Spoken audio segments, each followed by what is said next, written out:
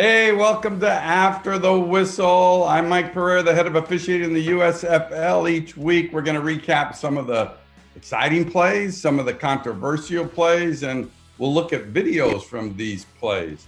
Week 6 was exciting. I mean, there were some incredible catches, close calls, close games, big hits.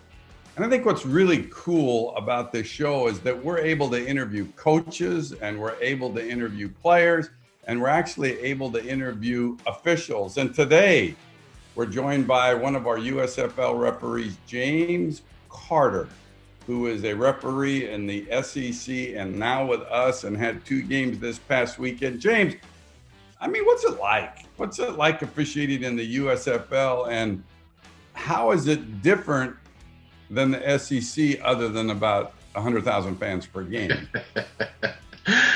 Well, so far it's been a great experience, getting an opportunity to officiate players who have been at the highest level, as well as deal with coaches and the interaction there. Like you say, the big difference is probably just the crowd. Enthusiasm is definitely the same. And learning the rules or new rules is also something that's a little different. But so far, the experience has been great. Well, let me comment on that. I look at this as a training ground, and I watch for officials to improve. And I think we all have areas to improve. And I think you've improved, although I think you were a good official before you came in the USFL, that's for sure. But to me, it's indicated by the fact, too, your improvement and your crews. I look at the performance of overall crews. I was 2/3 of a way, just so you know, through a memo that's going out today on Tuesday, actually, inviting you and your crew to work in the playoffs. Oh, wow. Wow, that's exciting. Yeah, you guys have done a terrific job. And when we met and talked about which crews that we wanted in the playoffs, your entire crew, without any substitutions, will be working in the semifinal rounds in Canton, Ohio, in the playoff semifinals weekend. All right. Now, if you can still further concentrate after that. Yeah, I'm lost now.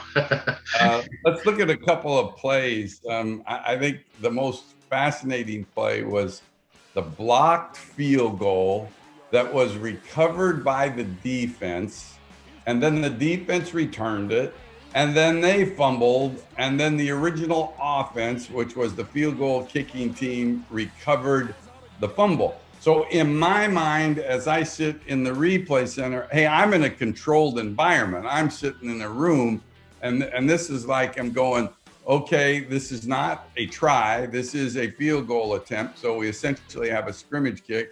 And I'm thinking, okay, it's a double change of possession. Okay, now what are we going to do with the double change of possession? What are we going to do with the clock? All of this stuff in a controlled environment. I mean, it was not easy, but it was not that confusing. But what you got? It's your play, and it's blocked, and it's coming back towards you. What went through your mind as that whole play was transpiring? Well, we had a relatively long drive there, and then we get down near the end zone, and most of the time when you have crazy situations, it's going to be on kick plays, and when the kick was blocked, immediately it's like, you have to transition in your mind to a different place. You've had the offense driving, and now the kick is blocked, and then the defense picks it up and starts to return it. Now you have to pivot towards the offense has been leaning on the defense the whole time. And now the defense wants retribution. So you have to watch low blocks. You have to watch blind side, because now they want to take an opportunity to get their shots in. Then also just making sure that you get back so that you can see what happens. They do get close to scoring. Get back and see what happens with the goal line. But at the same time, watching blocks in the players, because it's a quick transition. So it's like herding cats almost. Yeah, it's amazing that everything that goes through that. And of course, like you say, it's you don't necessarily anticipate it, but you got to be aware of it. I mean, and the most unique thing about that whole thing to me, James, and maybe you felt it on the field, but that's the first time I can remember where we went through a 15-minute quarter and one team never snapped the ball, never had an offensive snap. I mean, New Jersey had all the offensive snaps. I mean, they had an 18-play drive before the blocked field goal, then they got it back, and then they kept it another long drive and all the way till the end of the quarter. So it was the number of plays were a little disappropriated because you had like 24-0 at the end of the quarter, and it turned out obviously to be an exciting game. I mean, incredibly exciting game, which poor Houston kind of gets the loss right at the very end again. Hey, let's move on now and talk about a horse collar tackle in your game. Wasn't called, and after reviewing it, I think it probably should have been. 6:17 to go in the first quarter, run around the right, a little bit downfield from you, so you don't get the best of look. But when you think about player safety, I mean, you know, I don't really want fouls called unless they have a definite impact on the play. But when it comes to player safety, I do want those calls. What were your thoughts on that horse collar penalty not being called? I didn't see the play initially, but once I did see it, I felt like it was enough for a horse collar. I think most of the time what we're looking for is that immediate jerk backwards. Now, he was jerked a little bit forward and sideways, but his action was immediate, and he did fall awkwardly. So I do feel like horse collar would have been supported there. We should have had that. Yeah, I kind of feel the same way. I mean, it wasn't the most egregious one, but when you looked at the bodies and how the bodies ended up going, and the fact that there was a hand inside, and you know, horse collars are difficult because you don't have to necessarily bring them to the ground, but the knees have to buckle. It's a common rule that you have in college also, and I think it's pretty much exactly the same. Is it the same in college where nameplate from the back, nameplate, if they grab the nameplate and pull them down, it's a foul, or do you have to be inside the collar in college? Yes, either the back or the side. Either the back or the side, yeah. And he was, and I looking at the play, he definitely was on the inside collar in an area that we're talking about. So I feel like it would have been supported, and we probably should have gotten that one. A play that you weren't involved in, but probably is getting most of the discussion, is a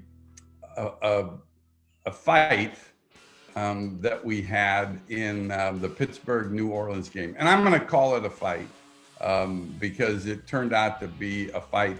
But it's kind of one of those where while you weren't refereeing, that was the one that could have been somewhat confusing because it was not a change of possession play. It was not a kick.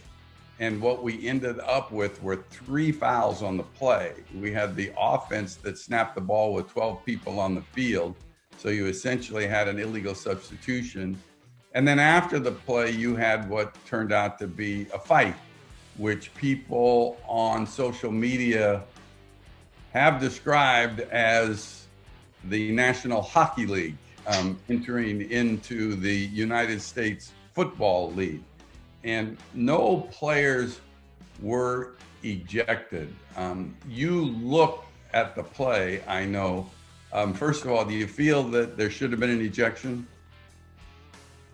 I feel that an ejection was warranted. You want the guys to have opportunity to play, but at the same time, you have to maintain control of the game.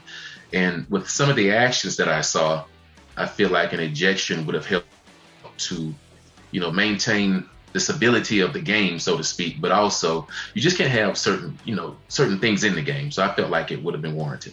Yeah, I agree. And I could have stepped up and made that decision. I'm kind of to tell you the truth, I'm kind of anti-ejection because you play with a smaller roster side. And so I am concerned a little bit about competitive advantage or disadvantage. But when I looked at it again, I look at the punches that were thrown by the player that didn't instigate it, by the way. It was instigated by the offensive player, not the defensive player. But taking that into consideration, I actually sat there, and I know you can appreciate this. we have a 515 rule. So a 515 means that if you have a simple 5, of which an illegal substitution is, nothing is tied to it, no loss of down, no automatic first down.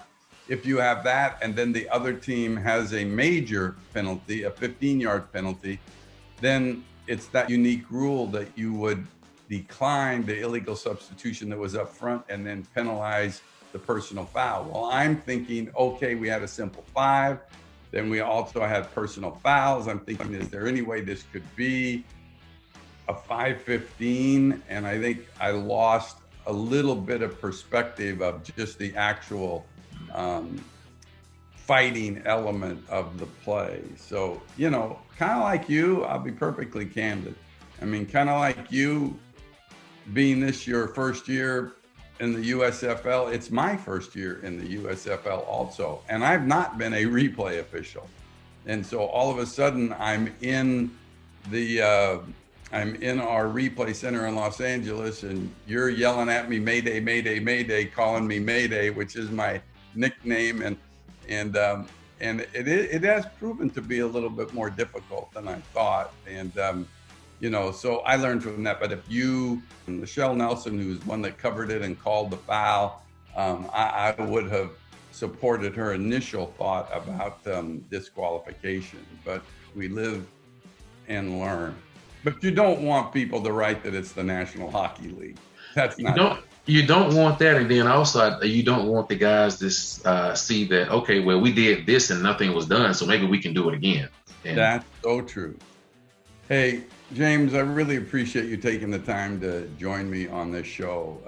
It's just been a pleasure for me to, not that I haven't been associated with you before, because I have, but it's a pleasure for me to get to work with you in the USFL, and all of a sudden watching you, hey, maybe you'll have the Alabama-Texas A&M game, huh? Wouldn't that be a dandy to have? Yeah, look at that. I saw that look. I saw that look.